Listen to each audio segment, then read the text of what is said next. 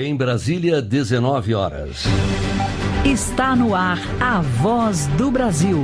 As notícias do governo federal que movimentaram o país no dia de hoje.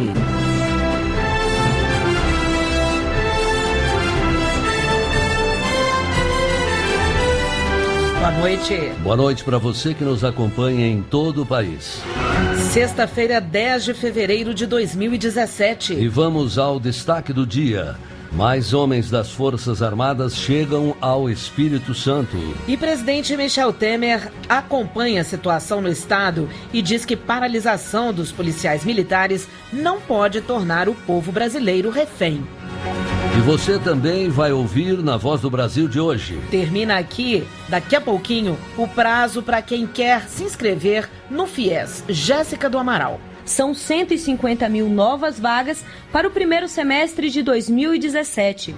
Caravana Verde. Comunidades dos estados da Amazônia recebem capacitação para preservar a floresta. E vamos falar ainda do sucesso de bilheteria do cinema brasileiro em 2016. Tem mais filme produzido aqui e mais incentivo para levar salas de cinema ao interior do país. A Voz do Brasil de hoje na apresentação de Gláucia Gomes e Ayrton Medeiros.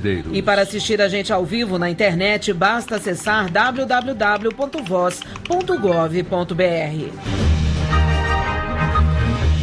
O governo federal vai enviar mais militares ao Espírito Santo. Atualmente, são cerca de 2.000 entre agentes das Forças Armadas e da Força Nacional de Segurança Pública. E de acordo com o comando da operação no estado, até amanhã chegam aproximadamente mais 1.000. Esse efetivo vai atuar principalmente na capital e nas cidades vizinhas, que formam a chamada Grande Vitória. Eles são responsáveis pelo policiamento das ruas, enquanto a Polícia Militar não volta ao trabalho. É o que explica o comandante da Força Tarefa da Operação Capixaba, General Adilson Catibe. Nós estamos aqui para garantir a segurança do cidadão, a garantia do retorno à normalidade, ou seja, que o cidadão possa utilizar os seus meios de transporte, possa exercer o seu direito de ir e vir, fazer suas compras, ir à escola, trabalhar, levar sua vida normal, cidadão comum. O general Adilson Catibe disse também que o trabalho dos militares tem dado resultado e que os homicídios caíram depois que as tropas chegaram ao Espírito Santo. As ocorrências policiais, depois da nossa entrada, elas diminuíram muito em todos os tipos de ocorrências, policiais. Então, esse número de homicídios total, ele tem que ser compreendido. Tem antes da chegada das tropas e depois, pois o número é bem diferente. E o número total de ocorrências, desde a nossa chegada de ocorrências, está muito menor também. E o presidente Michel Temer se manifestou hoje sobre a situação no Espírito Santo. Ele afirmou que acompanha desde os primeiros momentos todos os fatos no estado e que tem conversado diariamente com o governador Paulo Artung. O presidente Michel Temer condenou a movimentação da Polícia Militar do Espírito Santo. Lembrou que a paralisação da PM é ilegal e coloca em xeque o funcionamento do Estado, deixando a população refém. Michel Temer fez 2 pedidos aos policiais militares capixabas, de que cumpram a decisão da Justiça Estadual, que nesta segunda-feira determinou a volta imediata ao trabalho, e de que retornem à negociação com o governo do Espírito Santo, para preservar o direito e as garantias do povo. O presidente ainda esclareceu que está em constante contato com o governador Paulo Artung e que enviou nesta semana cerca de 2.000 homens entre a Força Nacional e as Forças Armadas para o Espírito Santo para reestabelecer a lei e a ordem no Estado, e de que vai agir da mesma forma sempre que for necessário em todos os locais que for preciso. Paulo La Sálvia para a Voz do Brasil. 350 fuzileiros navais começaram hoje uma vistoria na penitenciária estadual de Parnamirim, na região metropolitana de Natal, capital do Rio Grande do Norte. Os homens da Marinha entraram no presídio para fazer uma varredura em busca de armas, celulares, drogas, carregadores, munições e outros objetos proibidos. Esta é a terceira operação de vistoria realizada pelas Forças Armadas. Os militares já estiveram em presídios de Boa Vista e Roraima e de Manaus, no Amazonas. Nestes locais já foram encontrados celulares, carregadores, drogas, armas de fogo, facas, além de aparelhos eletrodomésticos. Termina daqui a pouquinho, às 11h59 da noite, o prazo para se inscrever no Programa de Financiamento Estudantil, o FIES. Com o financiamento, estudantes de todo o país podem realizar o sonho de cursar uma universidade. Para Nayara Couto, o FIES, Programa de Financiamento Estudantil, é o caminho para a realização profissional. A estudante conta que o sonho de se tornar dentista só foi possível graças ao programa. Ela cursa o 3º período de odontologia em uma universidade particular de Brasília e faz questão de destacar o quanto a ajuda do FIES está sendo importante. Vai me profissionalizar, me preparar e eu vou ter a oportunidade de pagar com o meu trabalho esse curso. A estudante Larissa Aguiar, colega de Nayara no curso de odontologia e também beneficiária do FIES, conta que o programa deu a ela a chance de ser a primeira da família a se tornar, como ela diz, uma doutora e já faz planos para o futuro. Eu já me vejo fazendo o meu concurso público do bombeiro, né? Meu pai é bombeiro e eu queria trabalhar como dentista no bombeiro militar. Para ajudar outros estudantes a entrarem em uma universidade, o Ministério da Educação abriu as inscrições para o financiamento estudantil em instituições particulares de todo o país. São 150 mil novas vagas para o primeiro semestre de 2017. Podem participar do FIES estudantes que fizeram, a partir de 2010, o Exame Nacional do Ensino Médio. As inscrições para o FIES vão até o dia 10 de fevereiro e devem ser feitas no site fiesseleção, sem cedilha e sem tio, .mec.gov.br. Reportagem Jéssica do Amaral. Você na Voz do Brasil. O programa Universidade para Todos, o ProUni, teve mais de 1,5 milhão de inscritos em todo o país. Neste primeiro semestre, esses estudantes vão concorrer a 214 mil bolsas. Com o ProUni é possível ter acesso a bolsas integrais e parciais para estudar em universidades particulares. Estudantes como a nossa ouvinte Jordânia Egina, que é de Minas Gerais. Ela já fez uma faculdade particular como bolsista do ProUni e quer tirar uma dúvida. A Jordânia gosta de estudar, viu? Ela quer saber se pode fazer outra faculdade, dessa vez por meio do SISU. A nossa repórter Alessandra Bastos apurou essas informações para a Jordânia. Boa noite, Alessandra. Olá, boa noite. Hoje recebemos a dúvida da Jordânia Egina, da cidade de Marilac, Minas Gerais. Ela mandou um e-mail querendo saber se depois que concluir uma faculdade usando bolsa do ProUni, o Programa Universidade para Todos, pode cursar outra faculdade pelo SISU, o Sistema de Seleção Unificada. Jordânia, a gente conversou com o pessoal do Ministério da Educação e eles explicaram que você pode sim concorrer a uma vaga pelo SISU, o sistema que dá acesso às universidades públicas. Você só não pode utilizar os dois, o ProUni e o SISU, ao mesmo tempo. Ou seja, o aluno não pode estar simultaneamente matriculado em uma universidade pública e continuar com a bolsa do ProUni em uma faculdade particular.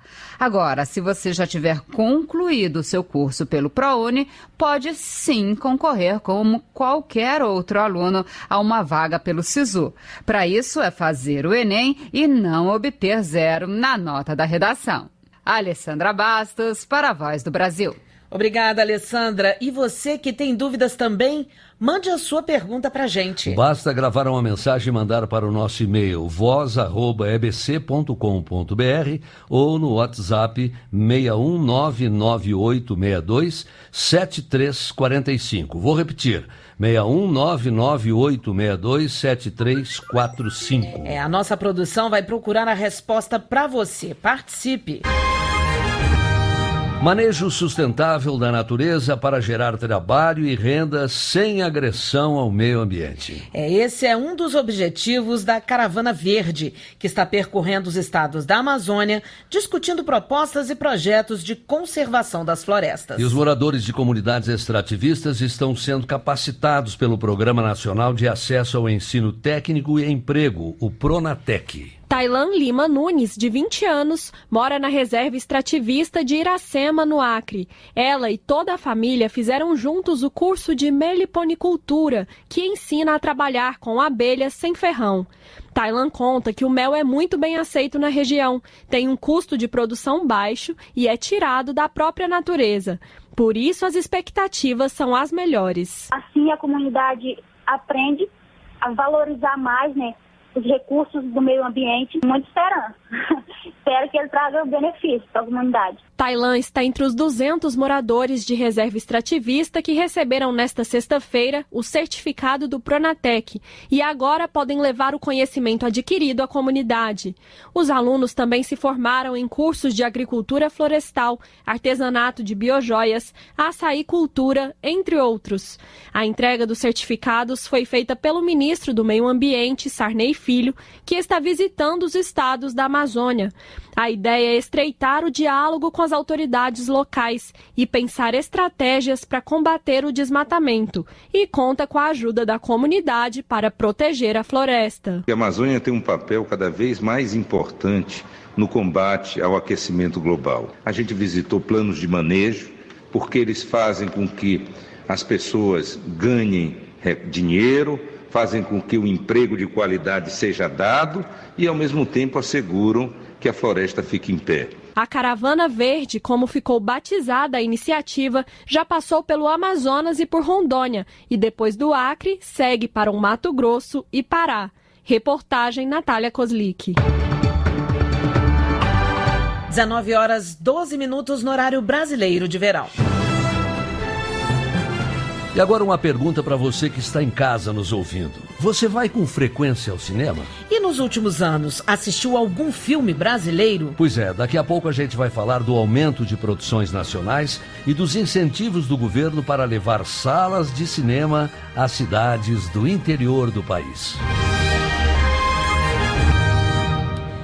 Os casos confirmados de febre amarela neste início de ano em alguns estados ligaram o sinal de alerta entre a população. Muitas pessoas têm dúvidas se precisam tomar a vacina contra a doença, se já foram imunizadas ou quantas doses precisam tomar para não se preocuparem com a febre amarela. E para isso o Ministério da Saúde lançou hoje uma campanha para informar a população.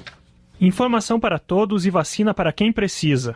Essa é a frase principal da campanha do Ministério da Saúde. A ideia é esclarecer quem pode se vacinar e explicar que não existe, neste momento, necessidade de vacinação geral de toda a população. A recomendação de vacina neste momento é para quem vive ou vai viajar para regiões que estão registrando casos da doença. Leste de Minas Gerais, oeste do Espírito Santo, oeste da Bahia, além do noroeste do Rio de Janeiro, que está localizado na divisa com áreas que têm registros da doença. Nesses casos, a campanha orienta a pessoa a procurar a unidade de saúde mais próxima para tomar a vacina. A campanha, com cartazes, faixas, mensagens em páginas da internet e redes sociais, publicidade em rádio e televisão, vai ser veiculada primeiro nos 4 estados que já tiveram ou estão em regiões próximas a casos confirmados da doença. Atualmente, o esquema de vacinação da febre amarela é de 2 doses, tanto para adultos quanto para crianças. Assim, a proteção está garantida para o resto da vida. Até esta sexta-feira, foram confirmados 230 casos de febre amarela no Brasil, com 79 mortes. Os estados de Minas Gerais, Espírito Santo, São Paulo, Bahia, Rio Grande do Norte e Tocantins possuem casos em investigação. Eduardo Biagini para a Voz do Brasil. Qual a diferença entre manga e mamão, Glaucia? Olha, para nós brasileiros é fácil responder, viu, Ayrton? Mas não é para todo mundo não, viu? Com o apoio da Codevasf e produtores de Minas Gerais, estão nesta semana expondo suas frutas numa feira lá na Alemanha. A maior feira do mundo em frutas e legumes. Pois é, e tem muito alemão que não sabe a diferença não, viu? Banana, limão, manga e mamão germinaram no solo do semiárido mineiro, na região do Jaíba, e conquistaram o mundo. Os produtos foram expostos nesta semana em Berlim, na Alemanha, na maior feira mundial de frutas e legumes. O produtor rural Saulo Lages levou exemplares da sua produção para o evento na Europa e conta que as frutas caíram no gosto dos estrangeiros. O pessoal prova, tem gostado muito do mamão. A manga, sim, é bem disparado, acho que é a fruta mais conhecida por eles. É impressionante que muitos alemães não conhecem ainda o mamão. Teve um caso do alemão que provou o mamão, aí fez uma cara feia, nós perguntamos o que era. Ele falou, não, essa manga tá ruim. Eu falei, não, mas não é manga, é mamão. As frutas selecionadas são cultivadas no norte de Minas Gerais, em Jaíba, Gorutuba e Lagoa Grande. A região concentra uma produção anual de mais de 250 mil toneladas de frutas, que movimentam quase 400 milhões de reais. O que garante a qualidade do produto brasileiro é a combinação de condições climáticas com técnicas de irrigação implantadas pela Codevasf, a Companhia de Desenvolvimento dos Vales do São Francisco e do Parnaíba. Para Fernando Brito, chefe da Codevasf em Minas Gerais, essas condições colocaram o Brasil no cenário internacional de fruticultura. E essas foram fruto de pesquisa da Embrapa, da Epamig, que é a empresa de pesquisa de Minas Gerais, que desenvolveu pesquisas específicas para alcançar melhores produtividades com essas frutas, né? De acordo com a organização do evento, quase 80 mil visitantes passam pela feira todos os anos. Reportagem Natália Kozlik, com locução de Alessandra Bastos.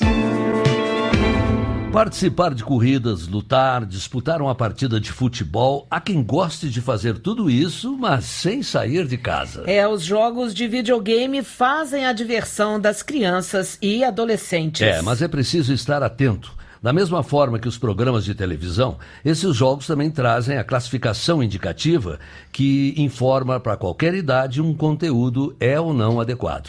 A repórter Luana Karen foi saber como essa classificação é feita. E mais, agora vai incluir jogos online, a mais nova febre dos jogadores. Antes mesmo de começar a andar e a falar, Arthur Horta já interagia na rede mundial de computadores.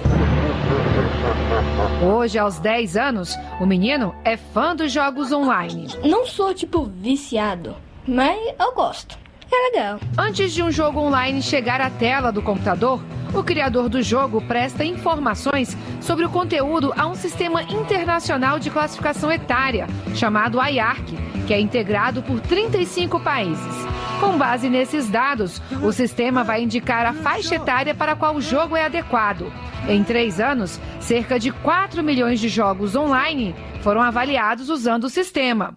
Cláudio Perê, diretor de Políticas de Justiça do Ministério da Justiça, explica como é feita essa avaliação. São basicamente 3 conteúdos avaliados. Todas as cenas que tenham conteúdos sexuais, de violência e de consumo de drogas lícitas e ilícitas. No Brasil, o Ministério da Justiça entra em ação na hora de conferir se a recomendação feita com base nas informações do criador do jogo está realmente adequada à idade da criança.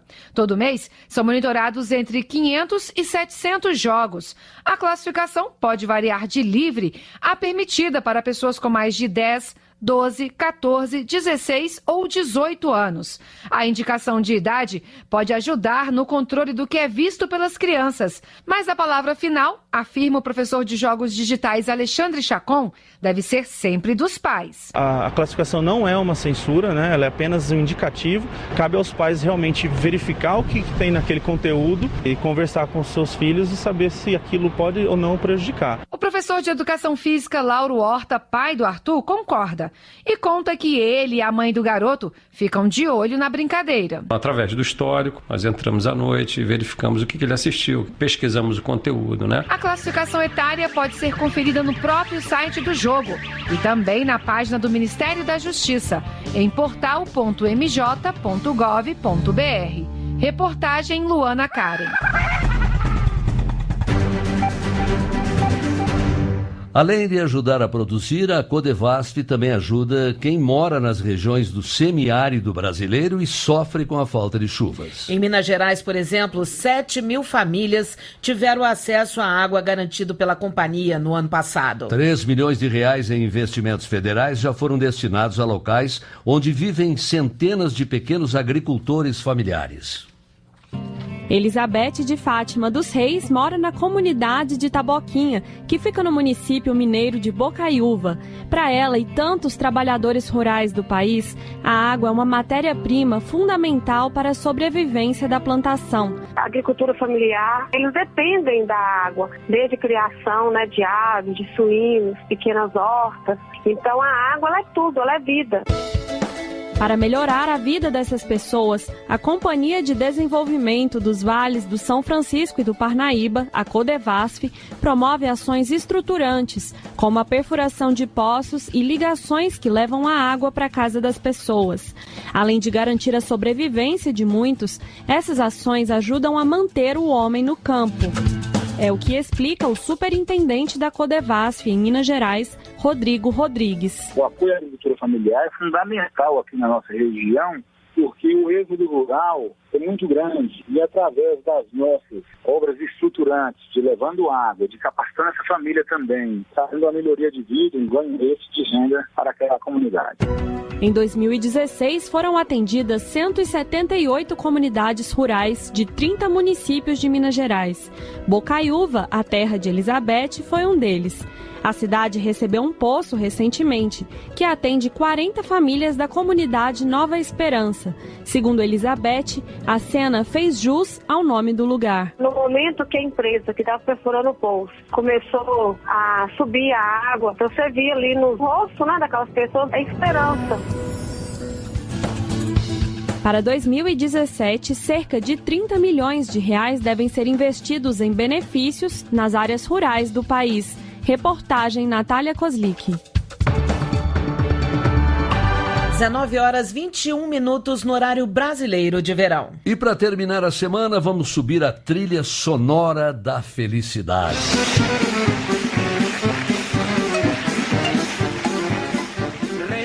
A história do cinema nacional só foi felicidade no ano passado. 143 filmes brasileiros foram lançados e 21 salas de cinema foram abertas no interior do país. E não teve sala vazia não, viu? 30 milhões de pessoas foram assistir nossos filmes. O enredo de uma história que vai ser contada agora pela repórter Natália Mello.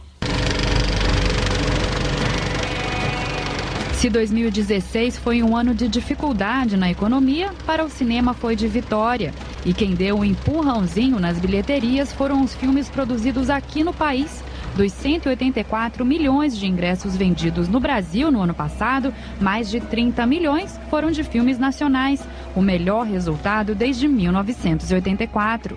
Manuel Rangel, diretor-presidente da Agência Nacional do Cinema, a Ancine, fala sobre o mercado audiovisual brasileiro, que tem se mantido aquecido ao longo dos últimos anos. Isso se deve a políticas públicas que têm dado sustentação e se deve ao empreendedorismo, ao talento dos nossos realizadores. E teve filme para todos os gostos em 2016, infantis, comédias, dramas e até histórias bíblicas entre os sucessos de bilheteria nacional. Para Manuel Rangel, é sinal de que mesmo em tempos de crise, o brasileiro não dispensa um cineminha. O Brasil tem uma relação muito intensa com o audiovisual, relação afetiva forte com o conteúdo audiovisual brasileiro, e na sala de cinema o Brasil também tem tido filmes de muito sucesso.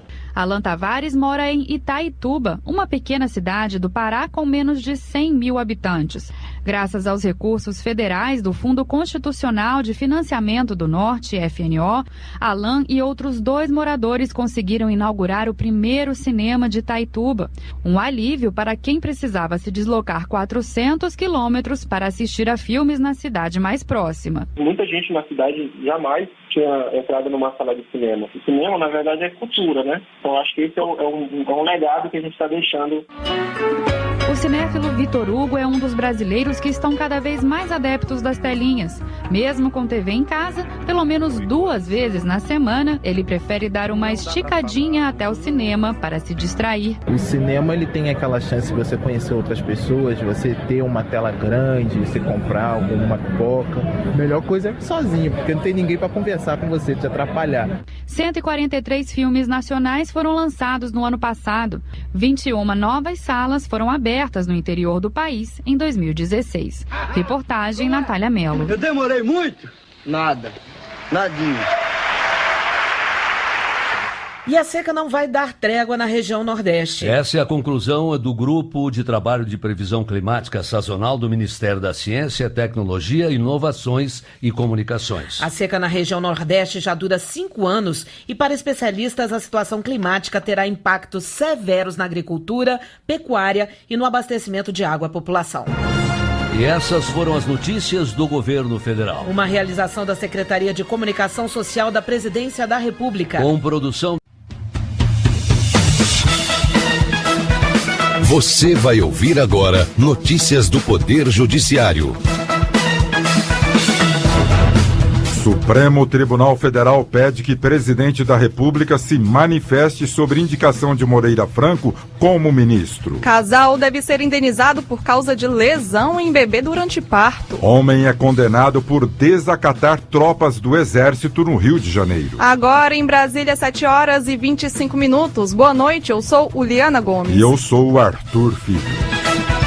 O ministro do Supremo Tribunal Federal, Celso de Mello, pediu ao presidente Michel Temer que dê informações sobre a nomeação de Moreira Franco para cargo de ministro. Moreira Franco, nomeado como ministro-chefe da Secretaria-Geral da Presidência, foi citado por delator na Operação Lava Jato, Lucas Scherer. Antes de ser nomeado para o cargo de ministro, Moreira Franco comandava o Programa de Parcerias de Investimento do governo. Os partidos Rede Sustentabilidade e PSOL entraram no Supremo Tribunal Federal com pedidos de liminar, ou seja, de decisão provisória, para que a nomeação de Franco seja suspensa. Os partidos alegam que o único motivo para a promoção seria beneficiar Moreira Franco com o foro privilegiado. Com a mudança de cargo, ele deixaria, então, de responder à Justiça Federal em Curitiba e eventuais processos seriam remetidos ao Supremo Tribunal Federal. O prazo para Michel Temer dar as informações ao ministro Celso de Mello é até segunda-feira à tarde.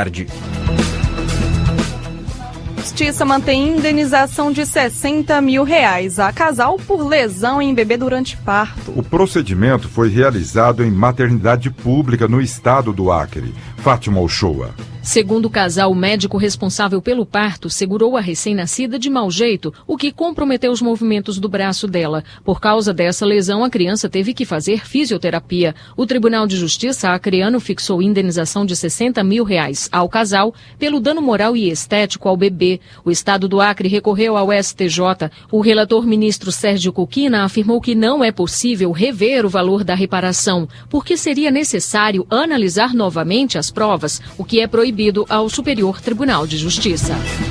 Consórcio de hidrelétrica é condenado a pagar R$14 mil de indenização por exigir jornada exaustiva de operário. A decisão é da segunda turma do Tribunal Superior do Trabalho, Liamara Mendes. O operário disse que cumpria jornada de 12 horas por dia de segunda a sábado e que tinha apenas 20 minutos para a refeição. A relatora do caso na segunda turma do TST, ministra Delaide Miranda Arantes, destacou que o tribunal entende que a jornada excessiva ocasiona dano existencial ao trabalhador, pois dificulta o convívio dele com a sociedade e a família. Assim, a empresa foi condenada a pagar indenização. Superior Tribunal Militar condena homem por desacatar tropas do Exército em operação de garantia da lei e da ordem no Rio de Janeiro. Ele deverá cumprir 6 meses de detenção. Dinomar Miranda. Tropas do Exército estavam em operação no Complexo da Maré, no Rio, quando o homem e mais 3 pessoas suspeitas, uma delas armada, foram avistados. O réu tentou fugir com os demais suspeitos. Quando a patrulha se aproximou, ele não acatou a ordem de ficar parado, fez gestos obscenos para a tropa e o símbolo de uma facção criminosa do Rio. O acusado foi preso em flagrante e depois julgado e condenado por desacato com base no Código Penal Militar. A operação de garantia da lei e da ordem é o mesmo tipo de operação feita por tropas federais que acontece nesta semana no Espírito Santo durante a greve da Polícia Militar. Casal que teve festa de casamento frustrada por erro na reserva de salão tem direito à indenização por danos morais. A reserva havia sido feita com mais de 1 ano e meio de antecedência. Carlos Ribeiro. O casal pagou o calção pela reserva do salão de festas de um hotel no Rio Grande do Sul para a festa de casamento. Mas 2 meses antes do evento foram informados que o salão também havia sido reservado para outra festa na mesma data. Assim tiveram que realizar o evento em outro outro local. Para a Justiça Gaúcha, o hotel cometeu falha na prestação do serviço e, por isso, deve pagar R$15 mil aos noivos. Vereador de Paulicéia, em São Paulo, Alessandro Aranega Martins, é condenado por usar placas oficiais em carro particular. Ele foi flagrado às vésperas do carnaval do ano passado, conduzindo carro particular com placa oficial. Para a Justiça de São Paulo, o gestor desvirtuou a finalidade da utilização das placas especiais e, por isso, deve prestar serviços à comunidade e pagar multa ao município. Você acompanha outras notícias do Poder Judiciário em 104,7 FM para o Distrito Federal em torno e também pela internet. Acesse www.radiojustiça.jus.br e siga pelo Twitter. twitter.com/radiojustiça. Uma boa noite. A você, boa noite, bom fim de semana. Notícias do Poder Judiciário, uma produção da Rádio Justiça, Supremo Tribunal Federal. Está no ar, o Jornal do Senado. Cristóvão afirma que Michel Temer perde credibilidade ao indicar Alexandre de Moraes para o STF. Ana Amélia sugere que o presidente desista da nomeação de Moreira Franco para a Secretaria-Geral da Presidência. Armando Monteiro elogia a negociação que pode permitir a implantação de compras públicas no âmbito do Mercosul. Estes são os destaques de hoje do Jornal do Senado, que começa agora. Boa noite. Boa noite. O senador Cristóvão Buarque, do PPS do Distrito Federal, afirmou que o presidente Michel Temer não tem conseguido passar a credibilidade de que seu governo precisa. Ele até começou bem, afirmou o senador, ao parabenizar a emenda constitucional que limita o aumento de gastos públicos e a proposta que reforma o ensino médio. No entanto, essa credibilidade se perde quando Temer indica Alexandre de Moraes, ministro da Justiça licenciado, ao cargo de ministro do Supremo Tribunal Federal em meio a uma crise de segurança pública e adota critérios políticos para preencher postos estratégicos para o governo, avaliou Cristóvão Buarque. Agora o comportamento político não está passando credibilidade, está passando a ideia da mesmice contra a qual o povo foi para a rua. A mesmice que foi um dos ingredientes que levou ao impeachment da presidente Dilma. Já a sugestão da senadora Ana Amélia, do PP do Rio Grande do Sul, é para que Michel Temer desista da nomeação de Moreira Franco para chefiar a Secretaria-Geral da Presidência da República,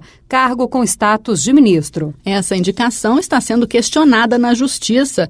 E ontem o ministro do Supremo Tribunal Federal, Celso de Mello, determinou que Temer explique a indicação em 24 horas. Os que questionam a nomeação argumentam que o ato serviu para dar a Moreira foro privilegiado, em virtude de citação do nome dele em delações da Operação Lava Jato, disse Ana Amélia. Quando Dilma nomeou Lula para ter foro privilegiado, eu também condenei essa atitude. Então, se eu não condenasse isso agora, eu seria incoerente. Eu não teria o respeito do meu eleitorado.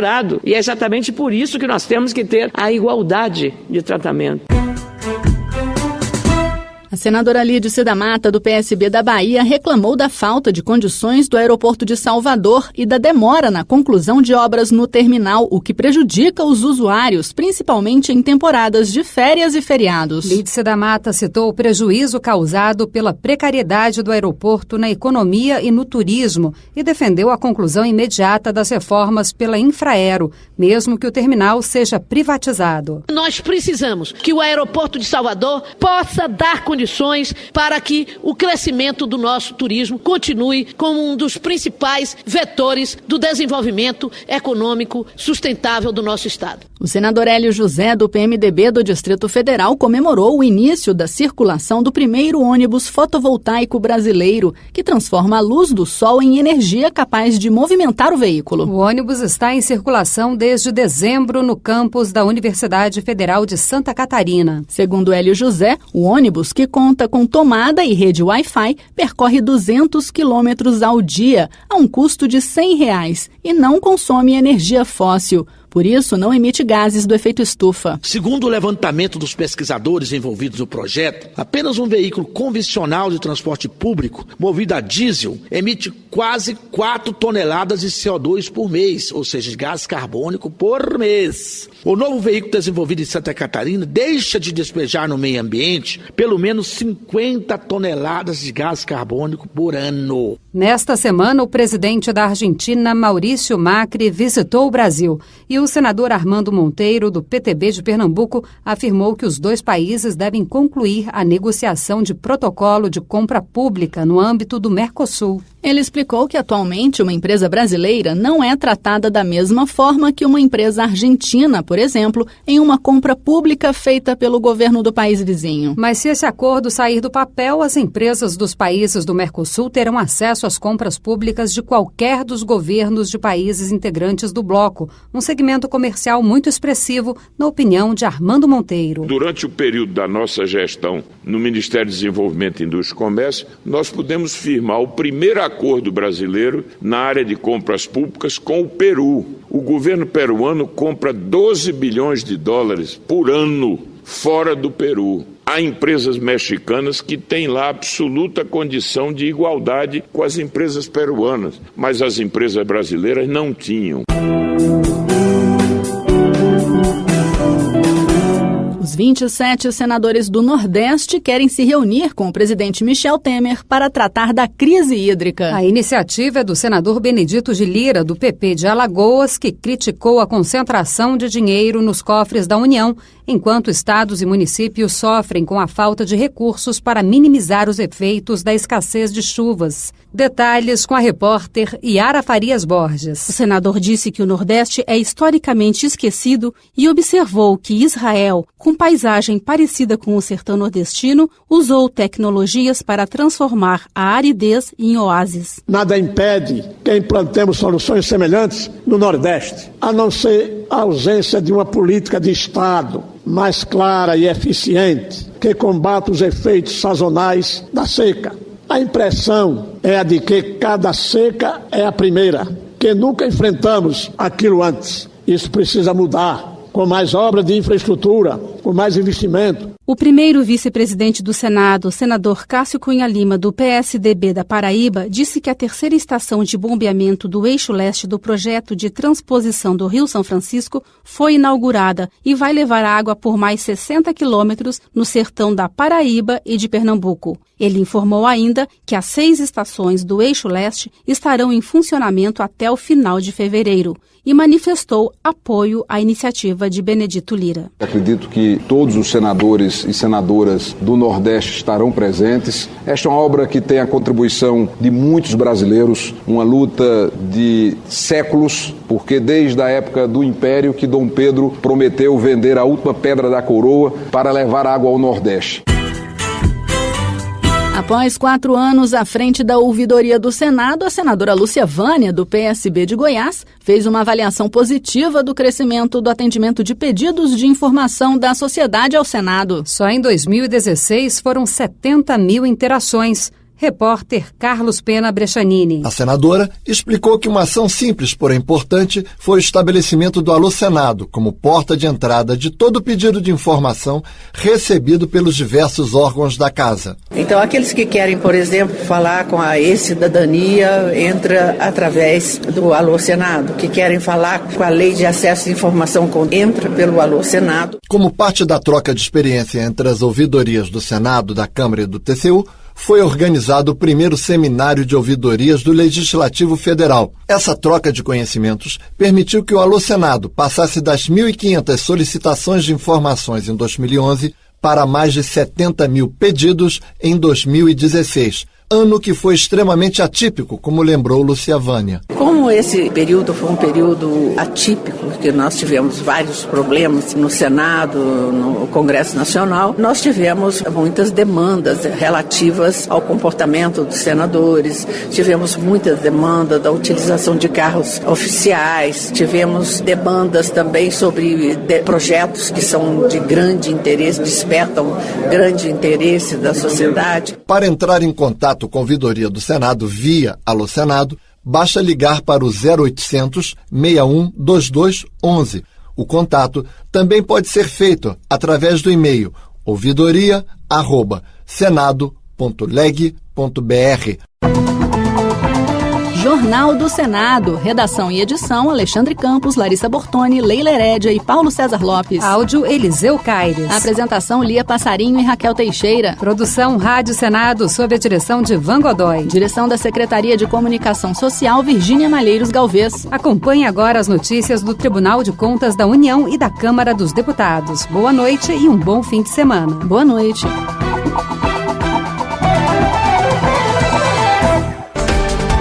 Minuto do TCU. As comunidades quilombolas são grupos de população negra que se autodefinem a partir das suas relações com a terra, tradições e práticas culturais próprias. Em todo o Brasil, são mais de 3.000. Na comunidade quilombola de Monte Alegre, no Espírito Santo, a Fundação Nacional de Saúde, FUNASA, realizou obra de construção do sistema de abastecimento de água. Mas uma auditoria do TCU verificou que o serviço não funciona. O motivo seria que a empresa de energia não teria instalado o transformador que permitiria a operação do sistema. Sob a relatoria do ministro substituto Augusto Sherman, o TCU determinou que a FUNASA tome providências para que a empresa de energia instale os equipamentos para o funcionamento da rede elétrica. TCU, fiscalização a serviço da sociedade. Minuto do TCU. As comunidades quilombolas são grupos de população negra que se autodefinem a partir das suas relações com a terra, tradições e práticas culturais próprias. Em todo o Brasil, são mais de 3.000. Na comunidade quilombola de Monte Alegre, no Espírito Santo, a Fundação Nacional de Saúde, FUNASA, realizou obra de construção do sistema de abastecimento de água. Mas uma auditoria do TCU verificou que o serviço não funciona. O motivo seria que a empresa de energia não teria instalado o transformador que permitiria a operação do sistema. Sob a relatoria do ministro substituto Augusto Sherman, o TCU determinou que a FUNASA tome providências para que a empresa de energia instale os equipamentos para o funcionamento da rede elétrica. TCU, fiscalização a serviço da sociedade.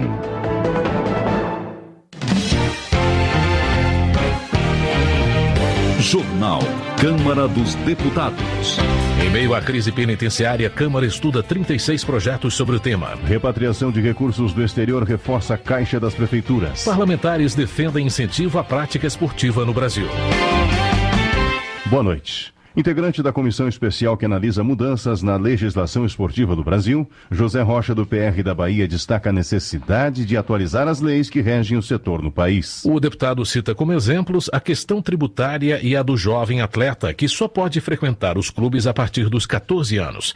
Ele defende a redução da idade, como já acontece em outros países. Portanto, nós estamos propondo que os clubes possam receber esse jovem de 12 anos, que é quando realmente o jovem se interessa muito pelo esporte, está no momento de ser apreciado o seu talento. Como também nós temos aí a questão tributária, que onera muito os clubes e precisa ter uma revisão nesse sistema tributário dos clubes para que eles possam pagar os seus débitos e aí investir mais no futebol. Outra questão mencionada por José Rocha é a trabalhista, que segundo ele precisa de uma legislação própria, já que o atleta de futebol tem horário diferenciado de trabalho. Hélio Leite, do Democratas do Pará, voltou a defender que o governo federal incentive a prática esportiva nas escolas. O deputado ressalta que o esporte é fundamental para melhorar a qualidade de vida dos brasileiros. Por isso, Hélio Leite apresentou uma emenda ao orçamento da União que visa incentivar a formação de novos atletas nas escolas. Fizemos uma emenda dentro do orçamento da União para que nós possamos ter um recurso direcionado para poder formar novos atletas, para oportunizar aqueles alunos de escola, aqueles talentos, para que eles possam também ter uma sequência na sua profissionalização. Haja visto que hoje, se nós não investirmos na juventude, na infância deles, nós vamos perder vários potenciais. Nós precisamos buscar a condição para que nas escolas tenham ginásio, para que tenham professores, para que tenham a prática do esporte e cada vez mais um incentivo para que possa formar grandes cidadãos, grandes atletas. Turismo. Criada em 2008, a Lei Geral do Turismo estabeleceu diretrizes para desenvolver o setor. No entanto, Herculano Passos, do PSD de São Paulo, argumenta que alguns pontos da lei ainda não foram regulamentados e que outros estão defasados. O deputado cita exemplos de alterações que ele considera necessárias. Classificação do setor de turismo receptivo como atividade econômica exportadora. Também prazos para reembolsos de reservas de hotéis canceladas, as inclusões das plataformas online de viagens na categoria de prestadores de serviços turísticos, também o fim da cobrança de direitos autorais em unidades de hospedagem, que seria o ECAD, entre outros pontos. Herculano Passos também pede atualização da lei trabalhista vigente. Segundo o parlamentar, a CLT está desatualizada e não contempla aspectos necessários para melhorar a competitividade do setor de serviços. Economia. O governo federal publicou em dezembro a medida provisória que partilha com os estados e municípios os recursos arrecadados com a multa do programa de repatriação. O valor foi repassado ao Fundo de Participação dos Estados e do Distrito Federal e ao Fundo de Participação dos Municípios. Ao comemorar o reforço nos cofres públicos, Júlio César, do PSD do Piauí, observa que o dinheiro extra vai ajudar governadores e prefeitos. Senhores prefeitos, atentem bem. O que você recebeu dos 15% de imposto de renda dentro da repatriação é o mesmo valor que você vai receber da multa do imposto de renda, também dos 46 bilhões arrecadados pela repatriação. É uma conquista muito grande. É um recurso extra que entra nos cofres da prefeitura e esses recursos vão servir para trazer o município para o limite da lei de responsabilidade fiscal, mas, acima de tudo, para pagar seus débitos com fornecedores, com pessoal, com obras, com serviços. Presidente da Frente Municipalista, Júlio César, ressalta que o governo federal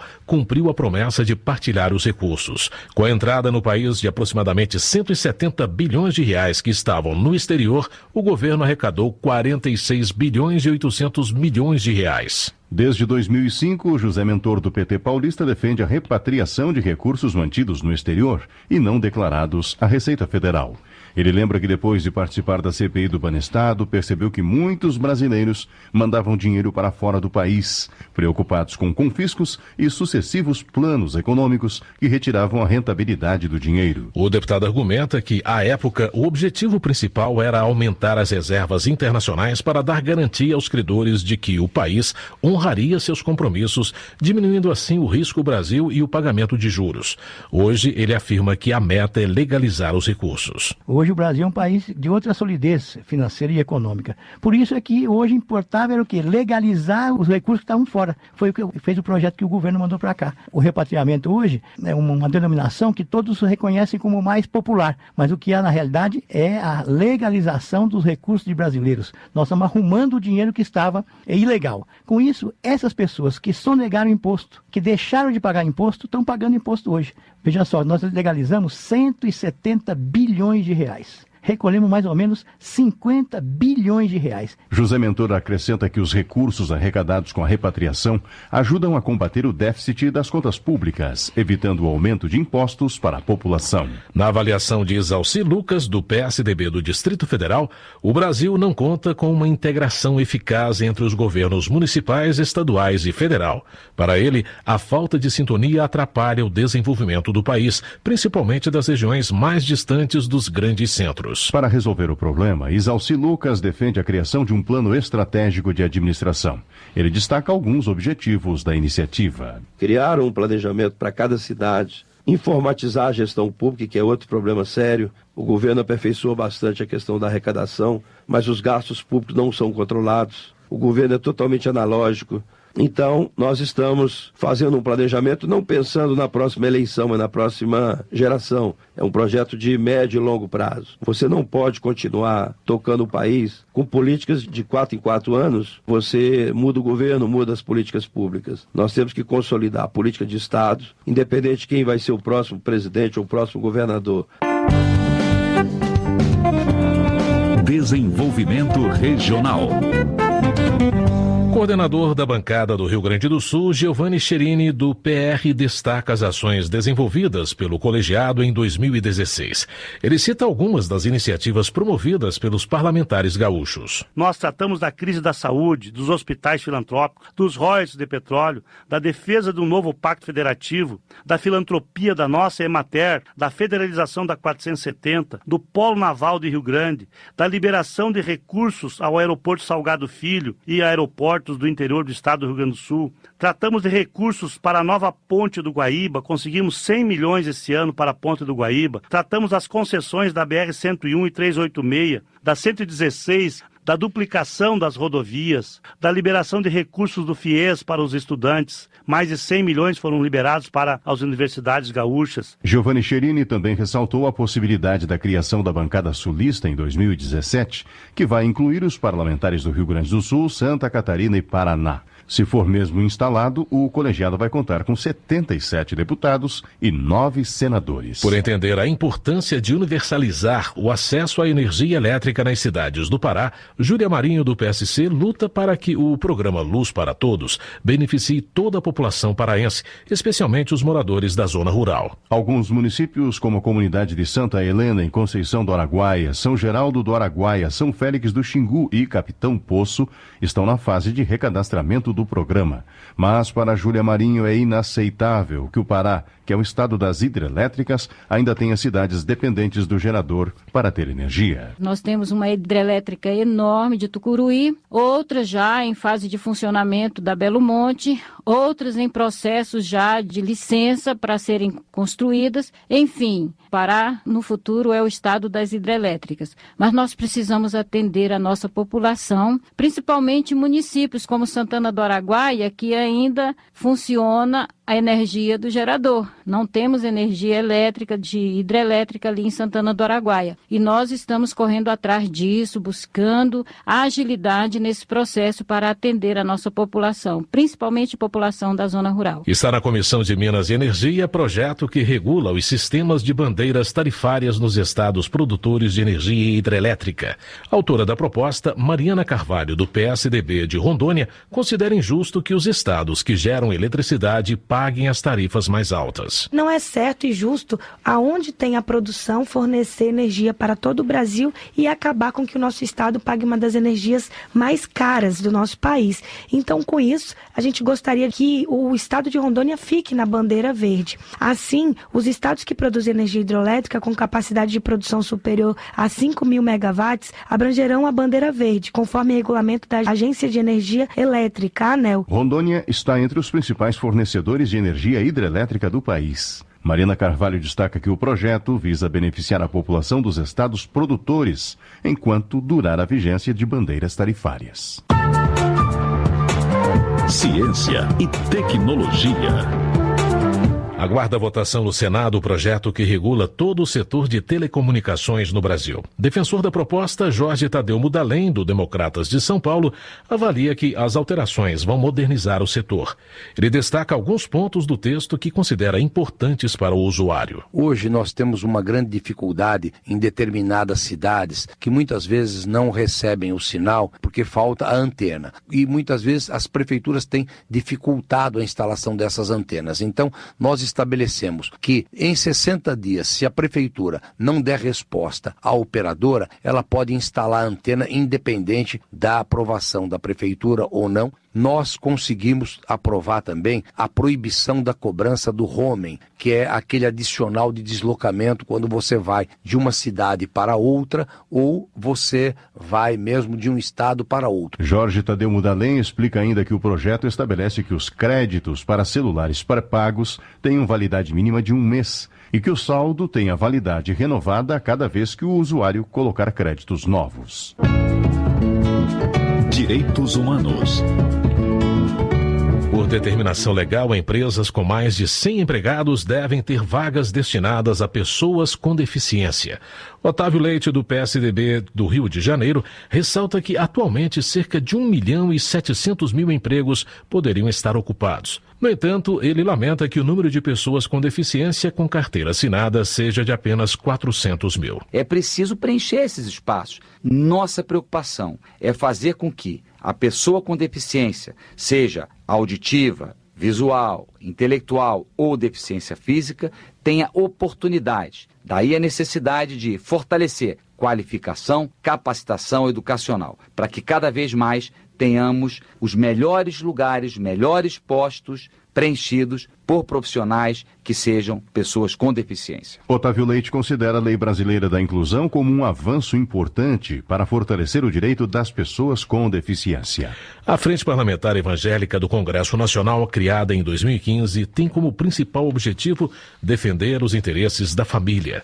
Lincoln Portela, do PRB Mineiro, destaca temas que foram prioridade para o colegiado em 2016. Por exemplo, a ideologia de gênero que a Frente Parlamentar combateu veementemente, também a erotização precoce das nossas crianças nas escolas e que os pais fiquem atentos e denunciem. Também temos trabalhado para que as igrejas cristãs tenham, claro, o devido respeito e não sejam invadidas por aqueles que querem fazer com que as igrejas cristãs tenham hoje um modelo diferente daquele modelo que as escrituras sagradas trazem. Lincoln Portela ressalta que a frente é contra todo tipo de discriminação, mas reafirma que o colegiado não vai negar a sua fé e não vai aceitar condutas impróprias para a vivência cristã. Política. No período em que atuou como segundo secretário da Câmara, Felipe Burnier, do PROS do Rio de Janeiro, buscou fortalecer o programa Estágio Participação, que incentiva jovens universitários a conhecer o processo legislativo e a ter o contato com a política dentro do parlamento. O deputado ressalta a importância de motivar mais os jovens a participar da política no Brasil. Temos que, sim, que abrir as portas do parlamento brasileiro para que essa juventude venha participar de forma dinâmica, conhecendo como a importância da participação faz hoje a diferença da sociedade. Principalmente, votamos temas importantes aqui para a sociedade e ouvindo a juventude, que será influenciada principalmente no futuro com o que nós estamos votando aqui hoje, é que nós estamos hoje precisando ouvi-las. Então a Câmara está de portas abertas, dá o seu exemplo hoje de ser o programa que inclui a juventude dentro do parlamento, sendo exemplo hoje no mundo desse tipo de projeto e de iniciativa. Para participar do programa Estágio Participação, Felipe Burnier informa que basta entrar no site www.câmara.leg.br/edulegislativa e responder a um quiz de perguntas e respostas. Os alunos que obtiverem as maiores notas serão classificados para participar do programa. Segurança Pública. Comissão Especial da Câmara vai analisar propostas para melhorar e fortalecer a segurança pública no Brasil. O colegiado tem o prazo de 10 sessões do plenário para apresentar um projeto unificado. Acompanhe mais informações sobre o assunto na reportagem da Rádio Câmara. Em meio à crise penitenciária, deputados vão se debruçar sobre 36 projetos de lei que tratam do tema. Uma comissão especial foi instalada para analisar as propostas que, entre outras medidas, sugerem alterações na lei de execução penal para criar o regime de segurança máxima nos presídios brasileiros e incluir na legislação medidas para permitir um melhor combate ao crime organizado. Escolhido para relatar a matéria, o deputado subtenente Gonzaga, do PDT de Minas Gerais, quer ouvir em audiências públicas todos os setores envolvidos, como os agentes penitenciários e especialistas. Ele avalia que levará 2 meses para elaborar seu parecer e sugerir um texto alternativo que contemple todas as medidas propostas. Tem dezenas de propostas. A CPI carcerária, que encerrou em 2015 e que ainda não tem nenhum projeto pensado aqui, então acredito que vai haver demanda. E essa comissão,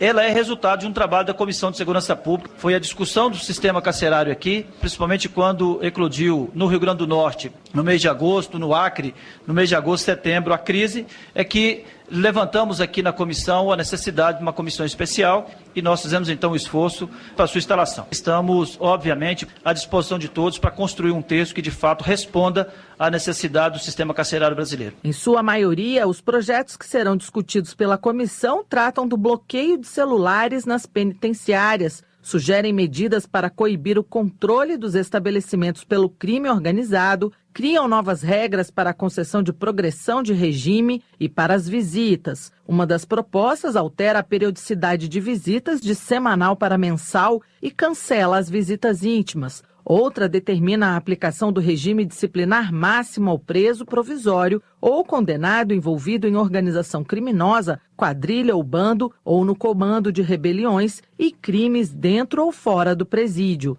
Há ainda projeto que amplia o prazo de duração do regime disciplinar diferenciado, que é aquele com maior grau de isolamento e restrições de contato com o mundo exterior. O presidente da comissão, o deputado Alexandre Baldi, do PTN de Goiás, destaca a importância da matéria neste momento de crise nas penitenciárias. Realmente, a instalação dessa comissão especial demonstra a preocupação da Câmara dos Deputados com o investimento, com a situação, com a realidade do sistema penitenciário. A crise que o momento vive nos faz aqui parar, criar esta comissão, trabalhar, nos dedicarmos para reconhecermos a atual realidade e para que, com a nossa atuação, façamos que o governo federal, façamos que os governos estaduais, que eles possam investir para que o sistema penitenciário possa ser efetivamente um sistema de ressocialização do infrator, do criminoso. Os projetos que sugerem medidas para aprimorar o sistema penitenciário têm regime de prioridade e devem ser votados pelo plenário depois de passar pela comissão especial, que tem prazo de 10 sessões para concluir os trabalhos. Da Rádio Câmara de Brasília, Geórgia Moraes.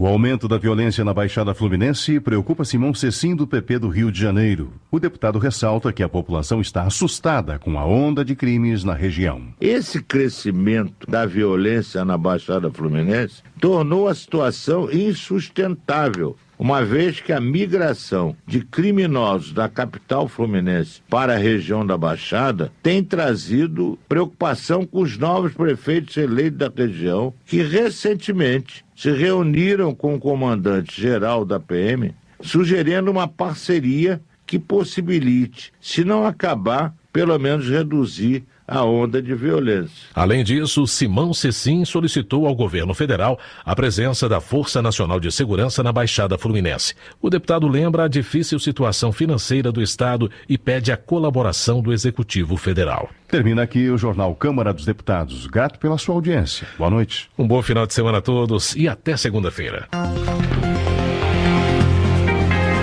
Voz do Brasil.